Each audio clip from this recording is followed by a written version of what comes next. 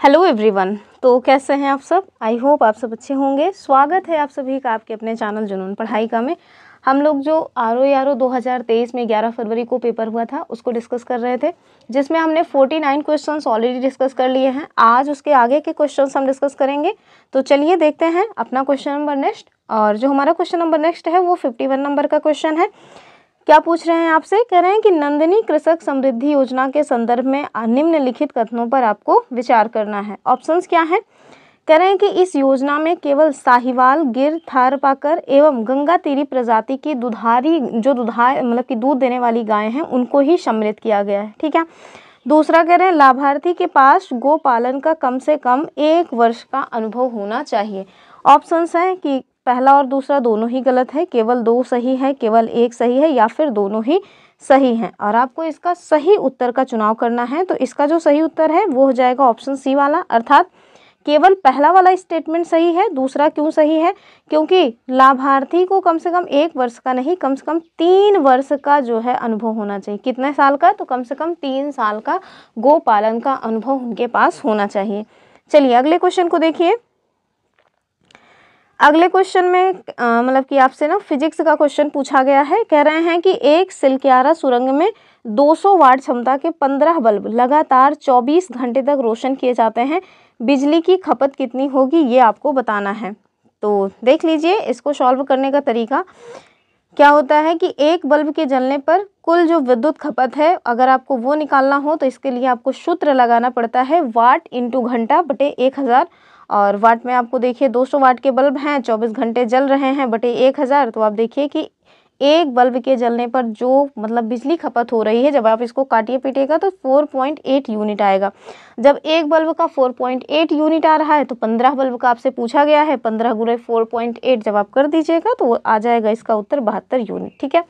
चलिए अगले क्वेश्चन में देखिए। ये हमारा जो मिडवल हिस्ट्री है, मतलब ये कहें कि मिडवल हिस्ट्री क्या, जो उत्तर मुगल कालीन मतलब उत्तराधिकारी हुए थे उससे क्वेश्चन पूछा गया है, उनका क्रोनोलॉजी। और ये क्वेश्चन एक बार नहीं कई बार बन चुका है। क्या कह रहे हैं? कह रहे हैं कि निम्नलिखित मुगल शासकों पर विचार कीजिए तथा उनको कालानुक्रम में व्यवस्थित कीजिए। ठीक। ऑप्शंस क्या हैं? फर्रुखशियर, जहांगीर शाह, बहादुर शाह और मोहम्मद शाह। तो देखिए जब औरंगजेब की मृत्यु हुई थी ना 1707 में, तो उसके बाद उनके जो उत्तराधिकारी हुए थे वो हुए थे बहादुर शाह। तो तीसरे पे हैं बहादुर शाह। और इनका समय चला था 1707 से लेकर के 1712 तक। तो तीसरा वाला तो सबसे पहले स्थान पे होना चाहिए और ऐसा विकल्प केवल एक ही है। तो इस वजह से इसका जो सही उत्तर है वो हो जाएगा ऑप्शन ए। ठीक है। तो देख लीजिए कौन आएंगे। पहले आएंगे बहादुर शाह, उसके बाद आएंगे जहांगीर शाह, फिर आएंगे फर्रुखशियर और उसके बाद फिर मोहम्मद शाह। ठीक है, वही मोहम्मद शाह रंगीला। अगले क्वेश्चन को देखिए। कह रहे हैं कि सूची 1 को सूची 2 से सुमेलित कीजिए तथा नीचे दिए गए कूट से सही उत्तर का चुनाव कीजिए। और आपके पास है क्या? तो पहले में है स्कंध आवर्त, चालू अनुपात, अम्ल परख अनुपात, सकल विनियोजित पूंजी। ये जो है इकोनॉमिक्स से पूछा गया क्वेश्चन है। तो देख लीजिए सबका सूत्र सामने दिया हुआ है। तो स्कंध आवर्त, इसको यहाँ पे डायरेक्ट देखिए, जो है कूट वगैरह यहाँ दिया गया है। ठीक है, तो यहीं पे देख भी लेते हैं और डायरेक्ट इसका उत्तर बता के आगे भी चलेंगे। तो स्कंध आवर्त जो है इसका सूत्र क्या होता है? तो बेची गई वस्तु की लागत बटे मतलब कि औसत स्कंध। दूसरा होता है चालू अनुपात और इसका हो जाएगा चालू संपत्ति बटे चालू दायित्व। तीसरा है अम्ल परख अनुपात, तरल संपत्ति बटे चालू दायित्व। और चौथा है सकल विनियोजित पूंजी, जिसका हो जाता है ब्याज एवं कर से पूर्व लाभ बटे कुल संपत्ति। ठीक है, और इसका उत्तर क्या हो जाएगा? ए वाला। चलिए अगले क्वेश्चन को देखिए। ये क्वेश्चन हमने ऑलरेडी अपना जो प्रियम्बल पढ़ाया हुआ है, कई बार हमने प्रियम्बल करवाया हुआ है, क्वेश्चन आंसर के भी माध्यम से करवाया हुआ है और साथ में जो है जो मतलब कि प्रियम्बल है वैसे भी करवाया हुआ है। तो चलिए देख लेते हैं इस क्वेश्चन को। क्या है इसमें कि भारतीय संविधान की प्रस्तावना में उल्लिखित सही क्रम कौन सा है? तो जो प्रियम्बल है ना वो आपको एकदम रटा रटाया होना चाहिए, तभी इस तरह के क्वेश्चंस आपसे सॉल्व होंगे। हमारे पास ऑप्शंस क्या हैं? समाजवादी, पंथ निरपेक्ष, संपूर्ण प्रभुत्व संपन्न और लोकतंत्रात्मक। दूसरा संपूर्ण प्रभुत्व संपन्न, समाजवादी, पंथ निरपेक्ष और लोकतंत्रात्मक। तीसरे में कह रहे हैं पंथ निरपेक्ष, समाजवादी, संपूर्ण प्रभुत्व संपन्न और लोकतंत्रात्मक। चौथा क्या है? संपूर्ण प्रभुत्व संपन्न, पंथ निरपेक्ष और समाजवादी। इसका जो सही उत्तर है वो जानिए। इसके लिए ना हमें सबसे पहले तो प्रियम्बल ही पता होना चाहिए। तो जो हमारा प्रियम्बल है उसे आप देखिए कैसे स्टार्ट होता है। तो वो स्टार्ट होता है हम भारत के लोग भारत को एक संपूर्ण प्रभुत्व संपन्न समाजवादी पंथ निरपेक्ष लोकतंत्रात्मक गणराज्य बनाने के लिए तथा उसके समस्त नागरिकों को सामाजिक, आर्थिक और राजनीतिक न्याय, विचार, अभिव्यक्ति, विश्वास, धर्म और उपासना की स्वतंत्रता, प्रतिष्ठा और अवसर की समता प्राप्त कराने के लिए तथा उन सब में व्यक्ति की गरिमा और राष्ट्र की एकता और अखंडता सुनिश्चित करने वाली बंधुता बढ़ाने के लिए दृढ़ संकल्प होकर अपनी इस संविधान सभा में आज तारीख 26 नवंबर 1949 को एतद द्वारा इस संविधान को अंगीकृत, अधिनियमित और आत्मार्पित करते हैं। तो ये तो हमारा प्रियम्बल है। अब देखिए इस प्रियम्बल में ना क्रम से आपको चीज़ें याद होनी चाहिए कि पहले क्या आएगा, पहले समाजवादी आएगा कि पहले लोकतंत्रात्मक गणराज्य आएगा, पहले जो है सामाजिक आर्थिक न्याय आएगा कि पहले एकता और अखंडता आएगा। तो इसको जब आप पूरा क्रम से याद रखेंगे एज इट इज़, तभी जाकर के इस तरह के क्वेश्चन सॉल्व होंगे। तो चलिए इसको सॉल्व करते हैं। क्या होना चाहिए कि हम भारत के लोग भारत को संपूर्ण प्रभुत्व संपन्न, तो सबसे पहले तो मतलब संपूर्ण प्रभुत्व संपन्न आना चाहिए। तो ये दोनों ऑप्शन तो एलिमिनेट हो गए। संपूर्ण प्रभुत्व संपन्न के बाद समाजवादी आना चाहिए और समाजवादी फिर देखिए इसी में आ रहा है। ऑप्शन इसका जो बी है ना वो सही हो जाएगा। नेक्स्ट क्वेश्चन हम लोग देखेंगे और जो हमारा क्वेश्चन नंबर नेक्स्ट है वो क्या कह रहा है, पंचायती राज के संदर्भ में क्वेश्चन पूछा गया है। कह रहे हैं पंचायती राज के संदर्भ में कौन सा स्टेटमेंट सही है। ठीक है, पहले में क्या है कि पंचायत समिति और जिला परिषद प्रत्यक्ष निर्वाचित सदस्यों के गठित होते हैं या सदस्यों से गठित होते हैं। दूसरा कह रहे हैं पंचायत स्तर का चुनाव लड़ने के लिए न्यूनतम आयु 18 वर्ष है। तो ये तो वैसे ही गलत है और हमसे सही पूछ रहे हैं, तो बी वाला तो रॉन्ग हो गया।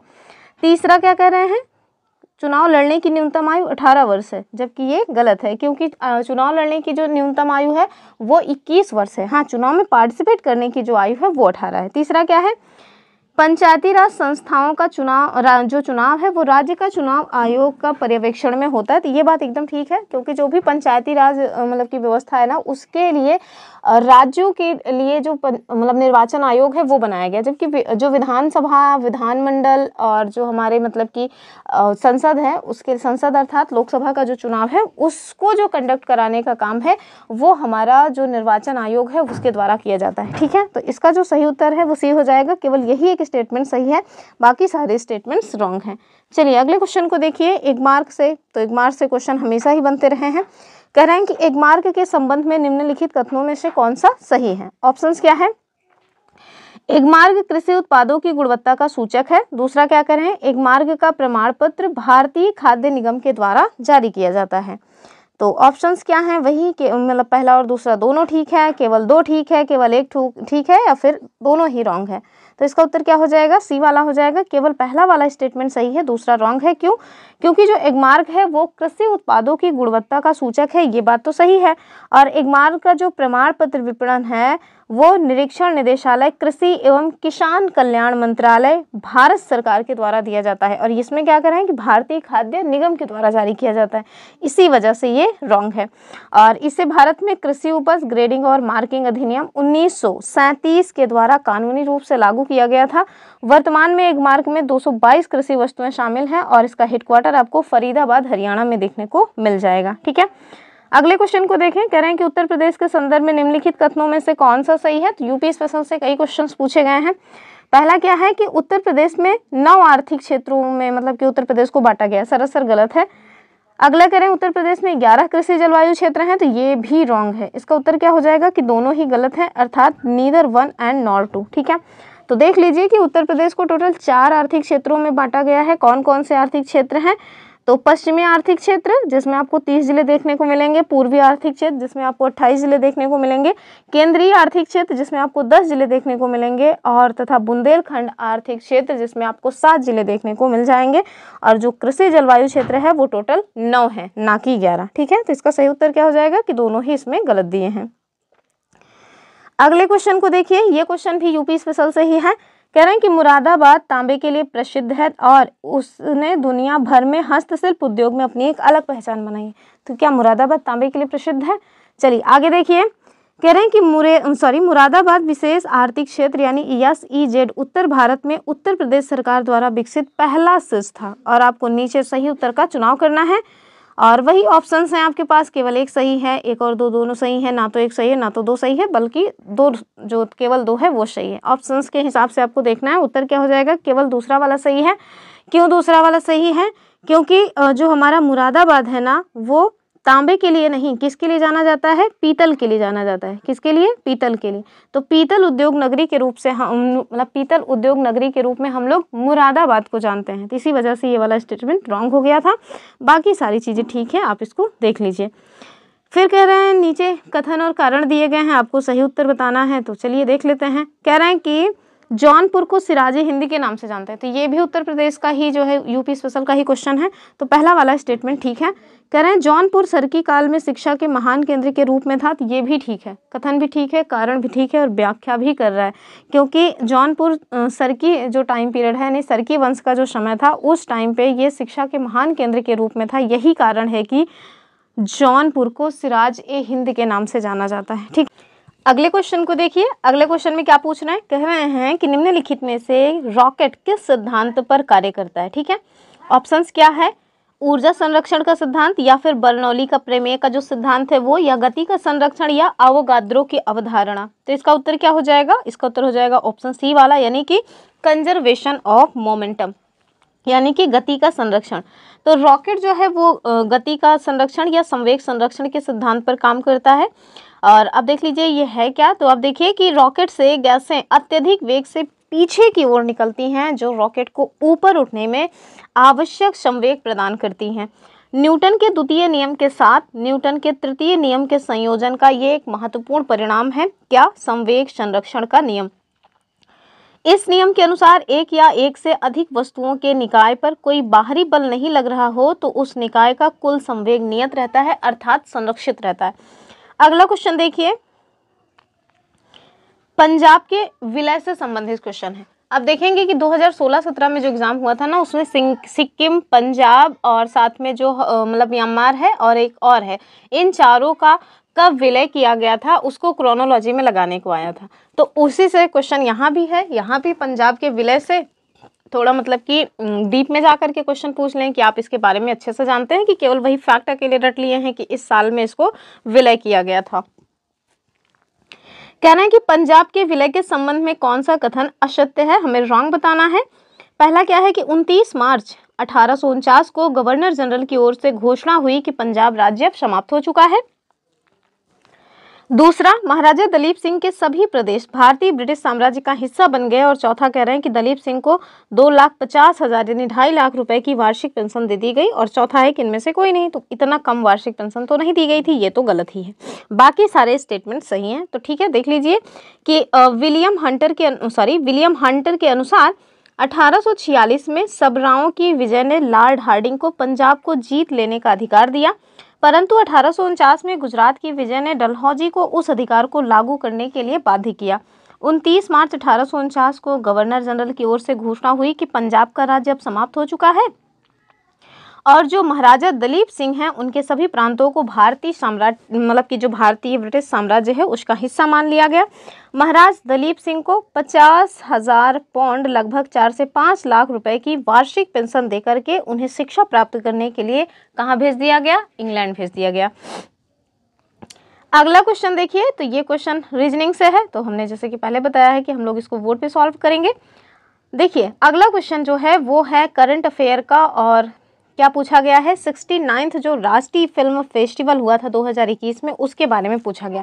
इस बार जो अपर प्रीलिम्स हुआ था उत्तर प्रदेश जो मतलब पीसीएस का अपर प्रीलिम्स होता है उसमें आप देखिए कांस फिल्म फेस्टिवल से क्वेश्चन पूछा गया था। तो ये जो फेस्टिवल्स होते हैं इनसे क्वेश्चंस बनते ही रहे हैं। तो देखिए क्या क्वेश्चन है, लेकिन जो क्वेश्चन इन्होंने पूछा ना ये क्वेश्चन मतलब कि एकदम नया था। मतलब इस टाइप के क्वेश्चंस कभी नहीं पूछे गए क्योंकि कितने अवार्ड किस मूवी को मिले हैं ये पूछ लिया गया है। कह रहे हैं कि RRR और गंगूबाई काठियावाड़ी को क्रमशः 5 और 6 राष्ट्रीय मतलब कि पुरस्कार मिले।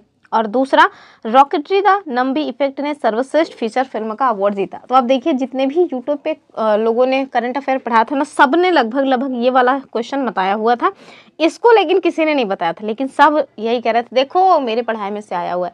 तो हाँ एक स्टेटमेंट तो आया ही है, लेकिन एक स्टेटमेंट आने से आपका दूसरा स्टेटमेंट जो है सही हो जाएगा ऐसा तो है नहीं। तो इस वजह से बच के रहिए थोड़ा। चलिए इसका जो सही उत्तर है, हालांकि दोनों हो जाएगा, दोनों ही स्टेटमेंट सही हैं। अब ये पुरानी चीज़ें हो गई हैं तो अभी हमारे काम की नहीं है।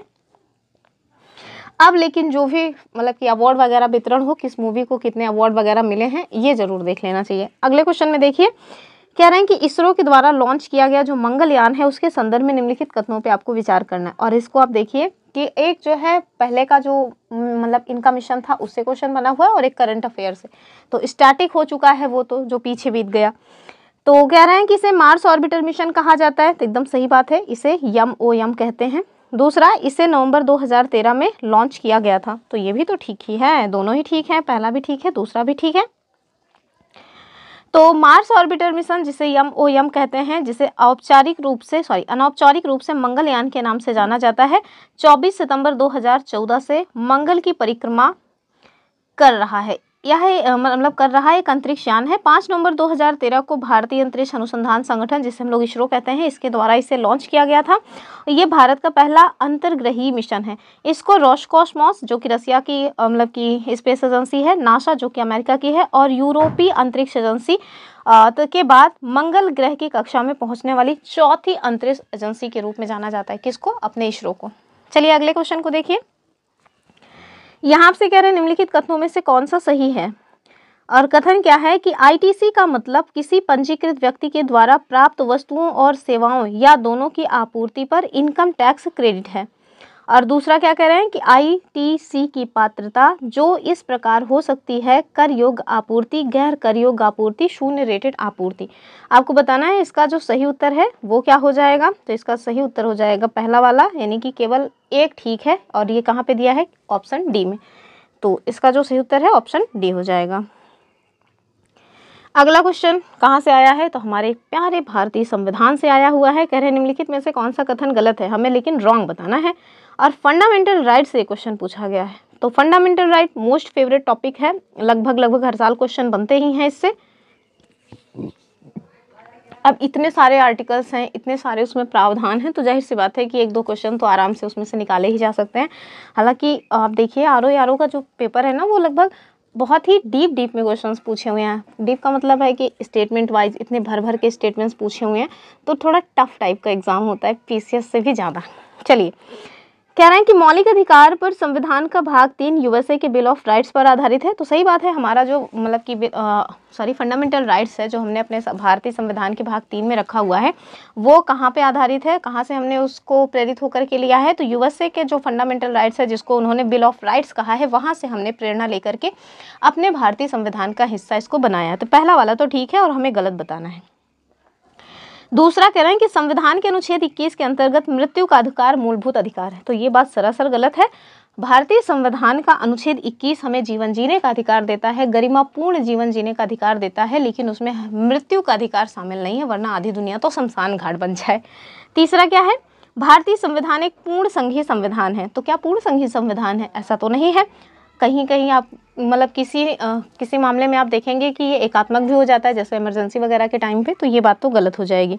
फिर तीसरा लास्ट क्या है कि भारतीय संविधान के अनुसार मूलभूत अधिकारों को हटाया जा सकता है। इसमें ना थोड़ा सा मतलब कन्फ्यूजन सभी को बना हुआ है, लेकिन इन्होंने जो दिया हुआ है ऑप्शन वो आप देख सकते हैं।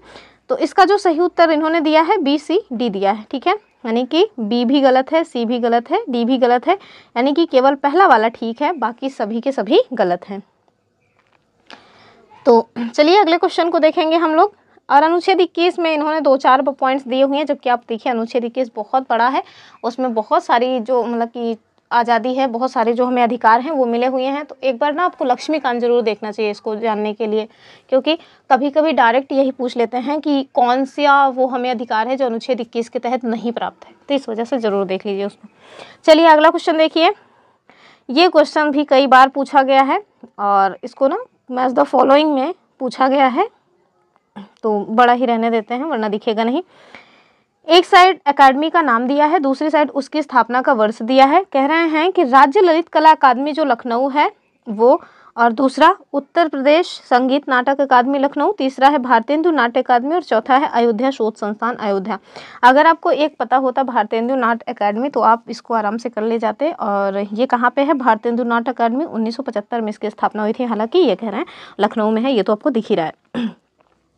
तो सी का 2 आप देखिए केवल एक ही जगह दिया है, तो इसका जो सही उत्तर है वो क्या हो जाएगा, ऑप्शन ए वाला। ठीक है, बाकी जो है उसे भी मैच कर लीजिए कि जो राज्य ललित कला अकादमी लखनऊ है, मैच क्या करना है यहाँ पे एक्सप्लेनेशन में देख लीजिए सबसे। ठीक है, यहाँ एक्सप्लेनेशन में देखिए कि राज्य ललित कला अकादमी लखनऊ, इसकी स्थापना 1962 में हुई। उत्तर प्रदेश संगीत नाटक अकादमी की स्थापना लखनऊ में 1963 को हुई। फिर भारतेंदु नाट्य अकादमी 1975, फिर अयोध्या शोध संस्थान अयोध्या 1986। हो सकता है फिर से ये क्वेश्चन रिपीट हो जाए और इस बार क्रोनोलॉजी में हो जाए, तो देख लीजिए ढंग से इसका जो ईयर वगैरह है वो। ठीक है, अगला क्वेश्चन देखिए, नीचे दो कथन दिए गए हैं जिनमें से एक को अभिकथन और दूसरे को कारण आर कहा गया है। तो एकदम भर भर के क्वेश्चन कथन कारण के पूछे गए हैं। कह रहे हैं संविधान संघ की कार्यपालिका शक्ति भारत के राष्ट्रपति में निहित है, तो बात तो एकदम ठीक है। दूसरा, भारत का राष्ट्रपति राज्य का संवैधानिक प्रमुख होता है, ये बात भी एकदम ठीक है। हालांकि इन्होंने ये दूसरा वाला स्टेटमेंट रॉन्ग माना है, लेकिन ये दूसरा वाला स्टेटमेंट अब चूंकि वो जो ऑफिशियल आंसर की है वो आई नहीं है, लेकिन मैं आपको ये बता रही हूँ क्यों ये रॉन्ग नहीं होगा। तो आप देखिए जो राज्य है ना, इन्होंने राज्य को दरअसल जो हमारे स्टेट्स हैं उनसे जो है मतलब कि जोड़ करके देखा, इसी वजह से इनके द्वारा ये वाला स्टेटमेंट रॉन्ग माना गया है, जबकि ऐसा नहीं है। राज्य जो है ना वो एक ऐसी संकल्पना है जिसमें अर्थात मतलब कि राज्य हम किसको कहते हैं, तो राज्य जो है ना वो 4 तत्वों से मिलकर के बनता है। किससे? 4 तत्वों से। और वो 4 तत्व कौन से हैं? तो पहला है भूमि होनी चाहिए, ठीक है।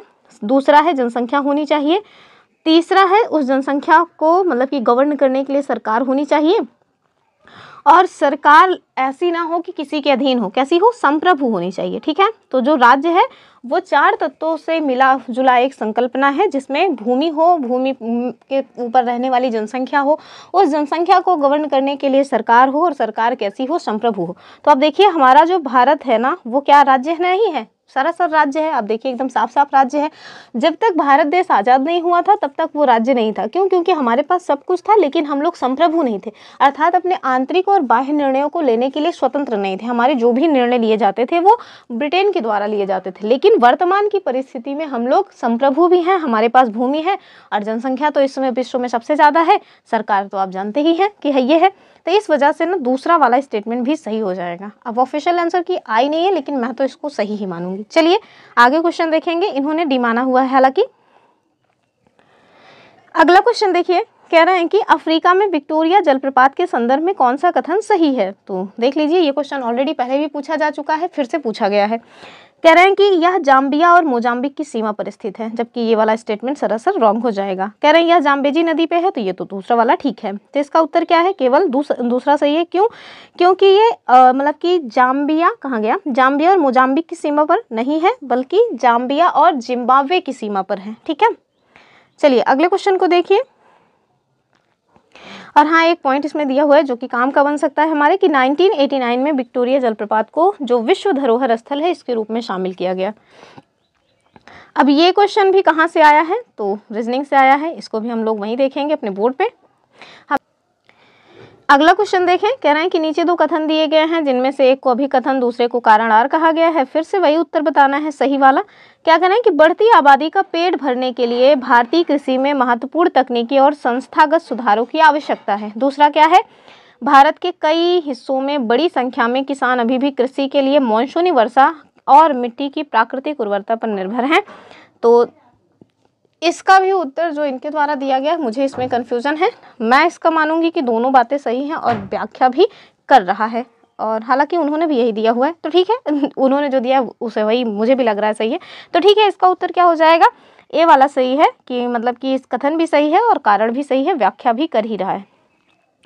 अब देखिए इधर कह रहे हैं कि भारत का कौन सा राज्य चूना पत्थर, जिप्सम, नमक और जस्ता के भंडारण के लिए प्रसिद्ध है। तो ये अपना राजस्थान हो जाएगा। अगले क्वेश्चन को देखिए।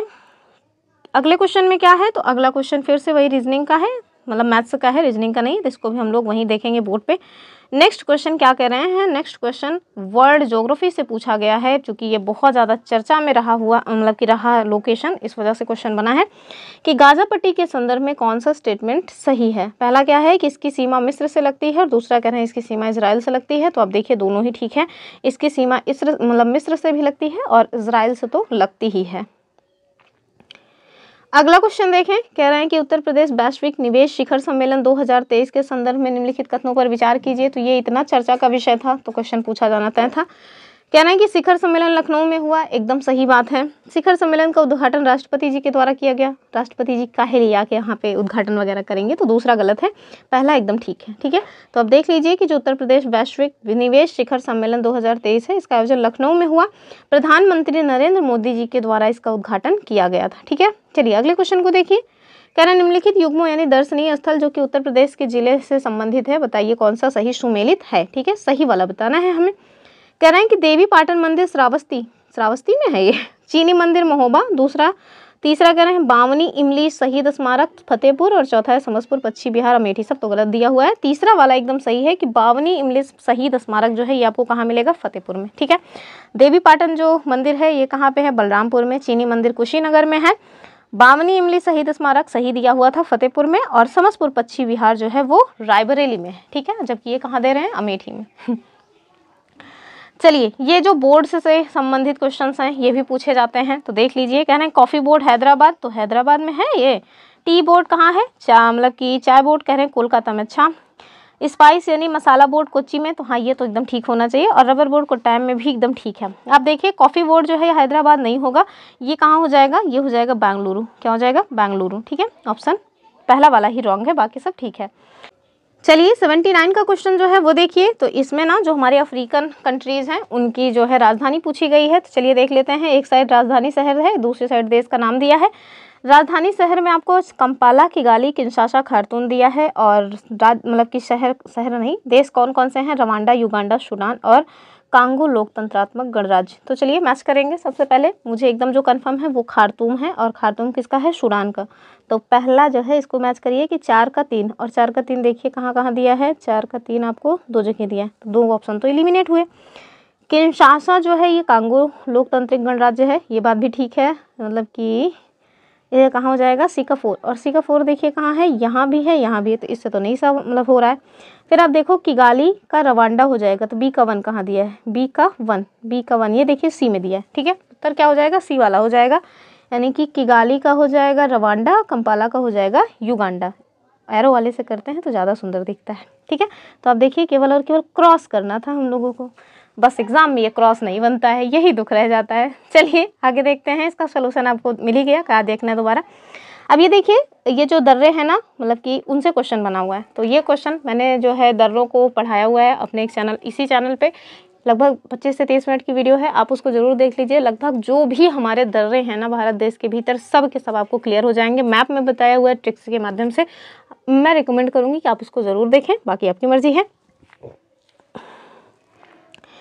तो देखिए, पश्चिमी घाट में विभिन्न दर्रे जिन्हें घाट कहा जाता है, उनका उत्तर से दक्षिण में जो सही क्रम है वो आपको बताना है। ऑप्शंस क्या हैं, थाल घाट, पाल घाट, भोर घाट, थाल घाट, भोर घाट, पाल घाट, या फिर भोर घाट, थाल घाट, पाल घाट, या भोर घाट, पाल घाट, थाल घाट। तो देखिए इसका जो सही उत्तर है वो क्या हो जाएगा, थाल घाट, भोर घाट और पाल घाट। ठीक है, क्या हो जाएगा, थाल घाट, भोर घाट और पाल घाट। तो मैंने जो है ऐसे याद कर रखा था, पहले आता है तो थाल घाट पहले आ जाएगा। सबसे नीचे वाला मुझे काफ़ी सालों से याद हो गया है कि पाल घाट है, तो इसी तरीके से ये तीनों दर्रे मुझे याद हैं। आप भी कुछ ट्रिक्स लगा के याद कर सकते हैं, वरना मैप में देखिए तो जल्दी से याद आ जाता है। आपको यहाँ पे डिटेल में बताया गया कि ये जो दर्रे हैं वो मतलब इनकी क्या विशेषता है। जैसे जो थाल घाट है ये महाराष्ट्र के उत्तरी सह्याद्री श्रेणी में स्थित है। इस दर्रे से मुंबई, नागपुर, कोलकाता रेल मार्ग तथा सड़क मार्ग होकर के गुजरता है। जबकि जो भोर घाट दर्रा है यह भी उत्तरी सह्याद्री श्रेणी में है, जो मुंबई, पुणे, बेलगांव, चेन्नई रेल मार्ग व सड़क मार्ग से होकर के जाता है या जोड़ता है उनको। पाल घाट जो है ये नीलगिरी एवं अन्नामलाई श्रेणियों के बीच केरल में स्थित इस दर्रे को कालीकट, त्रिचूर, कोयम्बटूर, इंदौर के रेल सड़क मार्ग गुजरते हैं। तो ये सब देख लीजिए। हालांकि अगले क्वेश्चन की बात करेंगे हम। ये क्वेश्चन देखिए, जो स्वर्ण पदक विजेता रहे हैं किस गेम से संबंधित है, ये क्वेश्चन पूछा गया था। तो चलिए देख लेते हैं। डायरेक्ट इसका एक्सप्लेनेशन देख करके आगे बढ़ेंगे, क्योंकि दोबारा ये क्वेश्चन पूछा जाए थोड़ी संभावना कम है। तो देख लीजिए, अन्नू रानी जी जो हैं वो भाला फेंक से संबंधित हैं। पारुल चौधरी 5000 मीटर दौड़ से संबंधित हैं। तजिंदर सिंह तूर जो है वो गोला फेंकते हैं। और पलक गुड़िया जो है वो 10 मीटर एयर पिस्टल से संबंधित है। ठीक है, चलिए अगले क्वेश्चन को देखेंगे। अब ये देखिए, ये भी वही है हमारा मतलब कि रीजनिंग का क्वेश्चन, तो इसको भी हम लोग वहीं देखेंगे। अगले क्वेश्चन को देखिए, और जो हमारा अगला क्वेश्चन है वो किससे बना हुआ है। तो देखिए, ये ना वन डिस्ट्रिक्ट वन प्रोडक्ट से क्वेश्चन बना हुआ है। मैंने पीडीएफ तैयार कर ली है, बहुत जल्द वन डिस्ट्रिक्ट वन प्रोडक्ट का जो वीडियो है हम इसी चैनल पे लाने वाले हैं, उसको ज़रूर देख लीजिएगा। उत्तर प्रदेश जो भी एग्ज़ाम कराता है उसमें वन डिस्ट्रिक्ट वन प्रोडक्ट से क्वेश्चन हमेशा ही पूछता है। हालांकि उन्होंने one district one game scheme को भी स्टार्ट किया है, जिसका वीडियो मैंने ऑलरेडी बनाया हुआ है। तो चलिए देख लेते हैं, इसको सॉल्व कर लेते हैं। और अगर आपको एक दो इसमें पता होता ना तो आपसे ये क्वेश्चन बन जाता। तो चलिए देखते हैं। सबसे पहले तो हम प्रतापगढ़ के हैं, तो हमारे यहाँ का आंवला है, इसको सबसे पहले बता देते हैं आपको।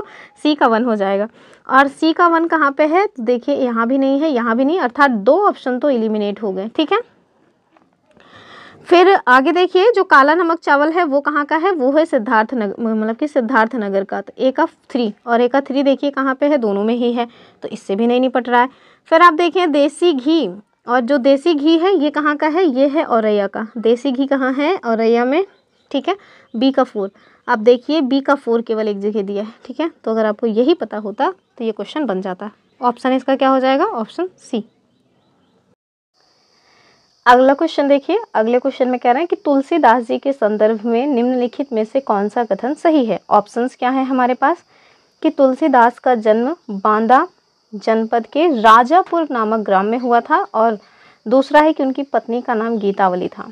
अब ये क्वेश्चन थोड़ा बेकार टाइप का है, मतलब इस तरह के क्वेश्चंस क्यों पूछे गए हैं राम जाने और एग्जामिनर जाने।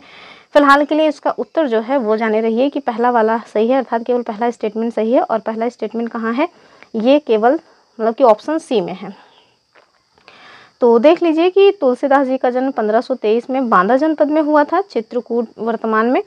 और इनकी पत्नी का नाम जाने रहिए कि मतलब क्या था, गीतावली करके कुछ था, और एक सेकंड मिल नहीं रहा है इसमें, देखिए रत्नावली था। ठीक है, तो उनकी पत्नी का नाम था रत्नावली, जबकि वहाँ पे कुछ और दिया था। क्यों पूछा है भगवान जाने, मतलब क्यों जानना चाहिए उनकी पत्नी का नाम। चलिए फिलहाल के लिए आगे देखिए अगला क्वेश्चन। और ये क्वेश्चन फिर से आ गया है मैथ्स का, इसको भी वहीं देखेंगे, हालांकि रीजनिंग में पड़ जाता है। चलिए अगले क्वेश्चन को देखिए, जो कि हमारा इंडियन पॉलिटी से है। इंडियन पॉलिटी के जो भी एमसीक्यू प्रीवियस ईयर में पूछे गए हैं उन सब का मैंने कंपाइलेशन करके एक वीडियो में दे दिया है। अगर आप अभी तक उसको नहीं देखें तो पूरा ज़रूर देख लीजिए। सारे के सारे क्वेश्चंस को मैंने डिटेल में उसकी व्याख्या करके बताया हुआ है, और उसका लिंक आपको इस वीडियो के डिस्क्रिप्शन बॉक्स में मिल जाएगा। तो कह रहे हैं सूची 1 को सूची 2 से सुमेलित करना है, तो चलिए कर लेते हैं, ज़्यादा बकवास क्यों पढ़ना। सूची 1 में आर्टिकल्स दिए हैं, सूची 2 में उस आर्टिकल में किस चीज़ का प्रावधान है वो दिया है। तो चलिए आर्टिकल 26, हमने फंडामेंटल राइट्स को बहुत अच्छे से डिटेल में अपने इसी चैनल पे पढ़ाया हुआ है 4-5 वीडियो में, अगर आप चाहें तो उसको भी देख सकते हैं। उसमें सारे आर्टिकल्स आपको मतलब कि कंप्लीट हो जाएंगे। तो चलिए देखते हैं आर्टिकल 26 क्या कहता है। तो हमारा जो आर्टिकल 26 है ना, वो धार्मिक कार्यों के प्रबंध की स्वतंत्रता देता है। तो देखिए जो हमें धार्मिक अधिकार मिले हुए हैं वो अनुच्छेद 25 से 28 के तहत मिले हैं, उसी में अनुच्छेद 26 जो है ना वो धार्मिक कार्यों के प्रबंध की स्वतंत्रता हमें दे देता है। फिर अनुच्छेद 40 जो है इसमें पंचायती राज के बारे में प्रावधान किया गया है, उस साइड अभी आपको दिखाएंगे। अनुच्छेद फिर 58 बचा है, और एक और होना चाहिए था 200 कुछ करके। तो अनुच्छेद जो 98 है इससे देख लीजिए कि संसद का सचिवालय है। ठीक है, और एक अनुच्छेद 239 है जो कि संघ शासित क्षेत्रों के प्रबंधन से संबंधित है। तो इसको डायरेक्ट वहाँ पे हम लोग एक्सप्लेनेशन में ही देखते हैं। तो अनुच्छेद 26 जो है वो धार्मिक कार्यों के प्रबंध की स्वतंत्रता देता है। अनुच्छेद 40 ग्राम पंचायतों के गठन की बात करता है, जो कि हमारे DPSP में है। अनुच्छेद 98 ये संसद के सचिवालय की बात करता है, और अनुच्छेद 239 ये संघ शासित क्षेत्रों के प्रशासन की बात करता है। तो ऑप्शन जो इसका सही हो जाएगा वो हो जाएगा ए वाला 3, 4, 2, 1। अगला क्वेश्चन जनगणना से पूछा गया है। अब जनगणना का जो क्वेश्चन है ना, यहाँ पे तो हालांकि नगरीय जनसंख्या से पूछा गया है। इसके बाद जो एक और जनगणना का क्वेश्चन, 3 क्वेश्चन आप देखिए जनगणना से पूछे गए हैं। अभी तीनों को ही बताएंगे कि अपर प्रीलिम्स में भी यही क्वेश्चन पूछा गया था। क्या कह रहे हैं 2011 की जनगणना के अनुसार भारत की नगरीय जनसंख्या का परसेंटेज कितना था। ऑप्शंस क्या हैं, 30.7%, दूसरा क्या है 31.2%, तीसरा 31.8%, और चौथा है इनमें से कोई नहीं। तो इसका उत्तर हो जाएगा ऑप्शन बी वाला, अर्थात 31.2%। ठीक है, अगला देखिए, ये जो हमारी पर्वत चोटियाँ हैं उनसे क्वेश्चन बना हुआ है, और देख लेते हैं कौन कहाँ पे है। सबसे पहले आप देखिए एंडीज, और एंडीज जो है ये आपको कहाँ मिलेगा, दक्षिण अमेरिका में मिल जाएगा, और ये पूरे विश्व की सबसे लंबी जो है पर्वत चोटी भी मानी जाती है। तो एंडीज कहाँ है, दक्षिण अमेरिका में। उसके बाद आप देखिए जो हमारा आल्प्स है ये कहाँ मिलेगा, तो ये हमें यूरोप में मिल जाएगा। तो कहाँ गया आल्प्स, ये यूरोप में मिलेगा। और इंडीज कहाँ है, ये दक्षिण अमेरिका में है। उसके बाद अल्ताई और अपलेशियन है। तो पहले इसको मैच कर लेते हैं, क्या पता यहीं से क्वेश्चन बन जाए, नहीं तो फिर उसको भी सॉल्व करेंगे। तो इंडीज ए का 4 कहाँ पे है, 2 ऑप्शन में आपको ए का 4 मिल रहा है। और सी का 1 देखिए कहाँ कहाँ है, सी का 1 देखिए, सी का 1 इसमें। तो ए का 4 जो है यहाँ भी है, वहाँ भी देखिए, गलत में कर दिया है, 1 सेकेंड। तो देखिए ए का 4 कहाँ कहाँ मिल रहा है, तो ए का 4 यहाँ और यहाँ मिल रहा है, अर्थात इन दोनों को पहले ही हटा दीजिए, ठीक है। तो ये दोनों जब हट गए, अब करेंगे सी का 1 देखिए कहाँ है, इन दोनों में सी का 1 देखिए, सी में ही तो है। तो इसका उत्तर हमें इन्हीं दोनों ऑप्शन से मिल गया। हम आपको क्यों इस तरह से सॉल्व करके बता रहे हैं, ताकि टाइम बच जाए। अब अभी मेरा थोड़ा सा इशू हो गया, इस वजह से थोड़ा लेट लग गया, वरना ये 1 सेकंड का काम था, ठीक है। चलिए फिलहाल के लिए जो आगे हैं उनको भी देख लीजिए। तो बचा कौन सा है हमारे पास, मतलब कि अल्ताई बचा हुआ है और अपलेशियन बचा हुआ है। तो बी का आप देखिए क्या हो जाएगा, एशिया, अर्थात ये अल्ताई जो माउंटेन्स है वो एशिया में है, जबकि अपलेशियन जो है वो कहाँ मिल जाएंगे, नॉर्थ अमेरिका में, ठीक है। तो ये जो ट्रिकी क्वेश्चंस है ना, इन्हें अगर अच्छे से सॉल्व करना आ रहा है तो फिर समझ लीजिए कुछ क्वेश्चंस तो बन ही जाते हैं, क्योंकि ज़रूरी नहीं है कि जितना पूछा गया है सब कुछ सबको आता हो, सबको नहीं आता है सब कुछ। अब जैसे इसमें ही ना मुझे ये दोनों एकदम कंफर्म थे और उन दोनों में थोड़ा कन्फ्यूजन था, तो कम से कम 50-50% तो हमारा सॉल्व हो ही रहा था। और उसके बाद हालांकि 2 अगर आ रहे हैं तो हमारा ये उत्तर बन ही गया है। तो इस वजह से पहले जब भी आपको मतलब कि मैच द फॉलोइंग वाले क्वेश्चन मिले, आप क्या करिए, 1-2 सॉल्व कीजिए, उसको तुरंत मैच कर लीजिए कूट में, क्या पता उसी से बन जाए, आगे देखने की ज़रूरत ना पड़े, टाइम भी बचेगा और दिमाग भी नहीं खर्चना है। चलिए अगला क्वेश्चन देखिए। ये क्वेश्चन भी पूछा गया है हमारा, जो हमारा रीजनिंग वाला पोर्शन है वहाँ से, तो उसको भी आगे देखेंगे। देखिए अगले क्वेश्चन में हिस्ट्री का क्वेश्चन है, कह रहे हैं कि कथन और कारण का क्वेश्चन है कि बंगाल ब्रिटिश इंडियन सोसाइटी की स्थापना 1843 में जॉर्ज थॉमसन के प्रयासों का परिणाम था। दूसरा क्या है, जॉर्ज थॉमसन को द्वारकानाथ टैगोर इंग्लैंड से भारत राजनीतिक आंदोलन संगठित करने के लिए लाए थे। उसके बाद फिर आपको सही उत्तर का चुनाव करना है, और इसका जो सही उत्तर है वो क्या हो जाएगा, दोनों ही बातें सही हैं और इसकी व्याख्या भी कर रहा है, ठीक है। चलिए अगला क्वेश्चन देखिए। और जो हमारा अगला क्वेश्चन है वो भी रीजनिंग का है, तो इसको भी वहीं देखेंगे। और हमारा क्वेश्चन नंबर 92 देखिए, कह रहे हैं कि राष्ट्रीय पुस्तक मेला के संदर्भ में निम्नलिखित कथनों पे आपको विचार करना है। पहला क्या है कि ये 22 सितंबर से 2 अक्टूबर 2023 तक लखनऊ में आयोजित किया गया। और अगला क्वेश्चन क्या है, इसका आयोजन भारत सरकार के द्वारा किया गया था। तो भारत सरकार के द्वारा किया गया था कि नहीं, ये अभी आपको समझ आएगा, क्योंकि भारत सरकार ने इसका आयोजन नहीं किया था। उत्तर पहला वाला ही है, केवल एक ठीक है। तो देख लीजिए, अगर भारत सरकार ने नहीं किया था तो किसने किया था, केटी फाउंडेशन तथा फोर्स 1 बुक्स के द्वारा किया गया था। और इसको नाम क्या दिया गया था, ज्ञान कुंभ, ठीक है। इसकी मतलब थीम जो थी वो थी ज्ञान कुंभ। अगला क्वेश्चन 93 क्या कह रहे हैं वही कथन कारण का क्वेश्चन है, मतलब एकदम भर भर के पूछा ही है, तो क्या किया जाए। कह रहे हैं नरगिस मोहम्मदी। अब देखिए जो नोबेल अवार्ड है ना, जो उसका वितरण किया जाता है, उसमें कई बार क्वेश्चन जो हमारा शांति का नोबेल अवार्ड है उससे पूछा गया है। इस बार भी आरओ ने वही पूछा था। चलिए देखते हैं। कह रहे हैं कि नरगिस मोहम्मदी को 2023 के लिए नोबेल शांति अवार्ड से सम्मानित किया गया। और दूसरा क्या कह रहे हैं कि वह प्रेस की स्वतंत्रता के पक्ष में लड़ती हैं। इनके द्वारा जो उत्तर बताया गया है वो देखिए क्या है। तो इन्होंने जो उत्तर बताया है वो डी बताया है कि मतलब ए सही है परंतु आर असत्य है। अब देखिए 2023 में ही नरगिस मोहम्मदी को प्रेस के लिए वो लड़ती हैं, इस वजह से कुछ अवार्ड वगैरह दिया गया था, अभी मुझे एग्जैक्ट याद नहीं आ रहा। तो इस वजह से ना कथन भी ठीक है, कारण भी ठीक है, लेकिन इसकी व्याख्या जो है वो नहीं होना चाहिए। लेकिन इन्होंने उत्तर दूसरा दिया है। अब चूंकि ऑफिशियल आंसर की आई नहीं है तो इस वजह से बाई कन्फ्यूजन तो बना ही है कुछ क्वेश्चन में। लेकिन मेरे हिसाब से इसका जो उत्तर होना चाहिए था वो है कि कथन सही है, कारण भी सही है, लेकिन इसकी व्याख्या ये नहीं कर रहा है, ठीक है। क्यों? क्योंकि उन्हें ये जो नोबेल पीस प्राइज़ है वो इस वजह से नहीं मिला था कि वो प्रेस की स्वतंत्रता के पक्ष में लड़ती हैं, बल्कि इन्होंने महिलाओं के लिए वहाँ पे कुछ किया था। इस वजह से इन्हें नोबेल पीस प्राइज़ से सम्मानित किया गया है। ईरान की हैं नरगिस मोहम्मदी, ठीक है। चलिए अगले क्वेश्चन की बात करेंगे। कह रहे हैं उत्तर प्रदेश के संदर्भ में निम्नलिखित कथनों पर आपको विचार करना है। पहला क्या है कि आयुर्वेद महोत्सव 2023 झांसी में आयोजित किया गया। और दूसरा कह रहे हैं ताज महोत्सव 2023 प्रदेश की राजधानी लखनऊ में आयोजित किया गया। अब आप सोचिए कि जब मतलब कि ताज उसका नाम ही है ताज आयोजन, तो मतलब हो सकता है कि लखनऊ में किया जाए, नहीं ना, जहाँ पे ताजमहल होगा वहाँ पे उसके इर्द गिर्द होना चाहिए। तो कभी कभी ना होता है कि हम लोगों के मन में ये होता है कि नहीं, अगर इतना ईजी तो नहीं पूछेगा, ताजमहल वहाँ पे है तो मतलब ईजी नहीं होगा, मतलब उत्तर ठीक है। तो ऐसा नहीं होना चाहिए, हमेशा ही कन्फ्यूजन के मूड में नहीं रहना है। तो दूसरा तो गलत है, क्यों? क्योंकि ये आगरा में होगा। दूसरा कह रहे हैं कि ताज महोत्सव 2023 झांसी में आयोजित किया गया था, तो ये किया जरूर गया था, लेकिन 2023 वाला नहीं, उसके पहले वाला, तो ये भी रॉन्ग है। तो दोनों ही स्टेटमेंट रॉन्ग है, यानी कि बी इसका सही उत्तर हो जाएगा, नीदर 1 नॉर 2। देख लीजिए मतलब एक्सप्लेनेशन कि जो आयुर्वेद महोत्सव 2018 है इसका आयोजन किया गया था झांसी में, जबकि जो 2023 का आयोजन है वो केरल के तिरुवनंतपुरम में किया गया था, ठीक है। और जो ताज महोत्सव है वो तो प्रतिवर्ष किया जाता है कहाँ पे? तो वहीं आगरा के शिल्पग्राम में, ठीक है।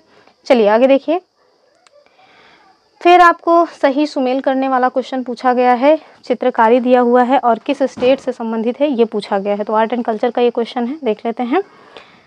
तो अगर आपको 1-2 पता है तो आपसे ये क्वेश्चन बन जाएगा। जैसे आप देखिए मधुबनी, मधुबनी जो है ना ये बिहार की बहुत ही फेमस पेंटिंग है। एनसीईआरटी क्लास 4th जो ईवीएस है ना उसमें दिया हुआ है, और सीटेट जो है एग्ज़ाम होता है उसमें ये कई बार पूछा गया है। तो चलिए देखते हैं। तो मधुबनी जो है वो बिहार की पेंटिंग है, तो ये बात तो ठीक है। कहाँ है? तो ए का 4, और ए का 4 देखिए कहाँ दिया गया है, सब में दिया गया, मतलब उससे आपका नहीं बनेगा उसको एग्जामिनर को भी बताया कि ये बहुत फेमस है, सब बच्चों को पता है। चलिए आगे देख लेते हैं। तो फिर दूसरा कौन सा है? तो दूसरा देख लेते हैं वारले। वारले भी महाराष्ट्र का है, ये भी बहुत फेमस पेंटिंग है, वारले महाराष्ट्र। तो डी का 2 कहाँ पे दिया है? 1 में दिया। देखिए केवल अगर आपको ये अकेले पता होता तो आपको उत्तर बन जाता है, ठीक है। ऑप्शन डी जो है इसका सही उत्तर है। देखो तो सही से हो नहीं रहा अब ठीक है, ऑप्शन डी। आगे जो है उसको भी मैच कर लीजिए। तो लेपाक्षी देख लीजिए कहाँ है। तो लेपाक्षी जो है ये कहाँ का है? ये आंध्र प्रदेश का है। और बचा क्या हमारे पास? पट्टचित्र, तो ये उड़ीसा का हो ही जाएगा, ठीक है। अगले क्वेश्चन को देखिए। कह रहे हैं कि निम्नलिखित पर विचार कीजिए तथा इन्हें आवृत्ति के बढ़ते क्रम में व्यवस्थित कीजिए। ये क्वेश्चन आप देखिए जो है, जो हमने आरओ का घटना चक्र सॉल्व कराया है ना उसमें आपको ये मिल जाएगा। और मतलब कि उसमें मैंने नोट्स भी बता दिए हैं, जो नोट्स में दिया गया है वो सब भी बता दिए। तो कुछ लोग अब मतलब कि जब से अपर प्रीलिम्स हुआ है इस तरह की धारणा मतलब व्यक्त करने लगे हैं कि अब घटना चक्र बिल्कुल पढ़ने की ज़रूरत नहीं है, घटना चक्र से कुछ नहीं आने वाला। तो ऐसी बातें नहीं हैं। अब देखिए कि बहुत सारे क्वेश्चंस हैं जो रिपीट हुए हैं लगभग। अगर आपने जो प्रीवियस ईयर क्वेश्चन को एनालिसिस किया है तो आपको समझ आ रहा है कि हाँ ये सारे सेगमेंट हैं जिससे क्वेश्चंस हमेशा से बनते हैं। तो घटना चक्र पढ़ने से ये फ़ायदा आपको हो जाएगा। तो देखते हैं क्या पूछ रहे हैं। तो इनको देख लीजिए कि निम्न में लिखित में से विचार कीजिए, इन्हें आवृत्ति के बढ़ते क्रम में व्यवस्थित कीजिए। ऑप्शंस क्या हैं? एक्सरे, दृश्य किरणें और अवरक्त किरणें, रेडियो तरंगे। तो हमारे पास जो ऑप्शंस हैं उन्हें देख लीजिए। ये इसका कूट है, इसका जो सही उत्तर है वो क्या हो जाएगा? सही उत्तर इसका हो जाएगा सी वाला, ठीक है। 1, 2, 3, 4 यानी कि एकदम सही से लिखा हुआ है। तो देखिए आवृत्ति के बढ़ते क्रम में लिखना है, यानी कि सबसे कम आवृत्ति किसकी है, उससे ज़्यादा, उससे ज़्यादा, उससे ज़्यादा किसकी है, ठीक है। तो सबसे ज़्यादा जो मतलब कि कम आवृत्ति है वो किसकी है? एक्सरे की, उससे ज़्यादा है दृश्य किरणों की, उससे ज़्यादा है अवरक्त किरणों को, और उससे भी ज़्यादा है रेडियो तरंगों की, ठीक है। चलिए आगे देखेंगे अगला क्वेश्चन। और हमारा अगला क्वेश्चन क्या है? कह रहे हैं उत्तर प्रदेश संगीत नाटक अकादमी के संदर्भ में निम्नलिखित कथनों पर विचार कीजिए। तो देखिए उसी से क्वेश्चन जो इसके पहले अभी हमने देखा था मैच वाला, वही वाला है। कह रहे हैं इसकी स्थापना 1965 में हुई थी, और कह रहे हैं ये वाराणसी में स्थित है। तो वाराणसी में स्थित है कि नहीं अभी आपको पता चलेगा ही। उत्तर क्या हो जाएगा? तो ये उत्तर जो है ना पहला भी ठीक नहीं लग रहा मुझे, दूसरा भी नहीं, अर्थात दोनों ही गलत भी हैं। ये भी गलत है, ये भी गलत है। उत्तर क्या हो जाएगा? बी वाला, नीदर 1 एंड नॉर 2। क्यों? क्योंकि इसकी जो स्थापना है पहले जानिए कि 1963 में हुई थी, ठीक है। और जाहिर सी बात है कि ये वाराणसी में ना होकर के कहाँ है? लखनऊ में है, अपने लखनऊ यानी कि हमारे प्रदेश की राजधानी में है। अगले क्वेश्चन को देखिए।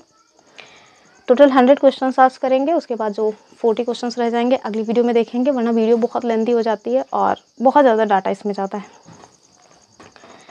कह रहे हैं कि निम्नलिखित कथनों में से कौन सा कथन सही है, हमें सही बताना है। ऑप्शन क्या है, चीनी उद्योग प्रारंभ में उत्तर प्रदेश में स्थित था, एकदम ठीक है।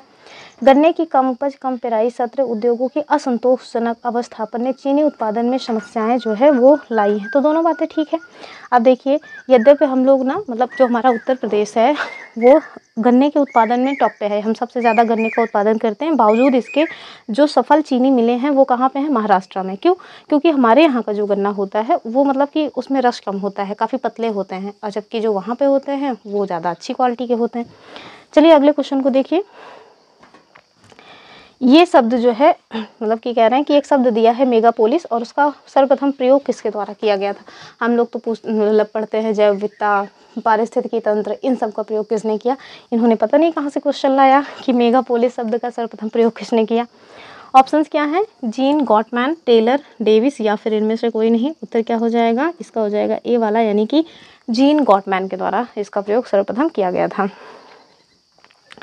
अब देखिए, जो हमारा एंशिएंट हिस्ट्री है उससे क्वेश्चन बना हुआ है, कौन सा, कि गुप्तकालीन प्रशासनिक विभाजन का सही अनुक्रम क्या था। ठीक है, यानी कि जो मतलब कि जैसे आज हमारे यहाँ केंद्र है, केंद्र के बाद राज्य है, राज्य के बाद फिर आप देखिए मतलब कि जिला है, जिला के बाद जो है मतलब ब्लॉक है, ब्लॉक के बाद गांव है, तो वैसे ही पहले जो गुप्तकालीन प्रशासन था उनका बंटवारा किस तरह से हुआ था। तो इसका उत्तर क्या हो जाएगा, ए वाला हो जाएगा, यानी कि सबसे बड़ा भुक्ति, फिर विषय, फिर वीथी, फिर ग्राम था। गांव सबसे छोटी इकाई थी, गांव से बड़ा था वीथी, वीथी से बड़ा था विषय, और विषय से भी बड़ा था भुक्ति। ठीक है, इसका उत्तर क्या हो जाएगा, ए वाला। तो इसी के साथ समाप्त करेंगे। 100 क्वेश्चंस तक हो गए हैं और 40 क्वेश्चंस बचे हुए हैं, इन्हें अगली वीडियो में देखेंगे। तो चलिए, ये रही आज की अपनी वीडियो, और अगर आपको वीडियो पसंद आई है तो लाइक, शेयर और सब्सक्राइब करना ना भूलें। जो हमारे प्रीवियस वीडियोस हैं, स्पेशली जो हमने घटना चक्र के वीडियोस कवर किए हैं, उन्हें ज़रूर देखिए, और दर्रे वाला जो वीडियो है उसको भी ज़रूर देख लीजिए। चलिए फिर मिलेंगे अपनी अगली वीडियो में, तब तक के लिए नमस्कार एंड जय हिंद।